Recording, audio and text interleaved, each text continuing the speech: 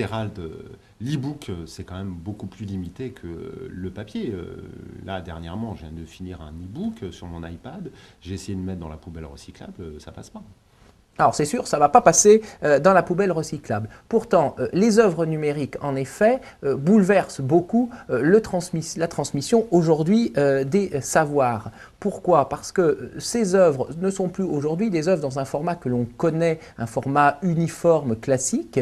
Elles vont assembler toute une série de médias, audio, vidéo, écrits à l'écran, et qui vont avoir finalement une complexité, notamment une complexité juridique beaucoup plus élevée que celle que l'on trouvait habituellement dans les œuvres classiques. Ce qui pose un certain nombre de difficultés. Il convient de savoir quel est le statut de ces nouvelles productions.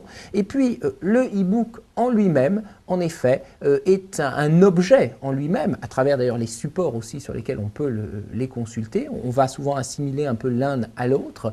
Un objet qui a sa propre réglementation aujourd'hui. Le livre numérique fait l'objet de questionnements tout à fait nouveaux et intéressants.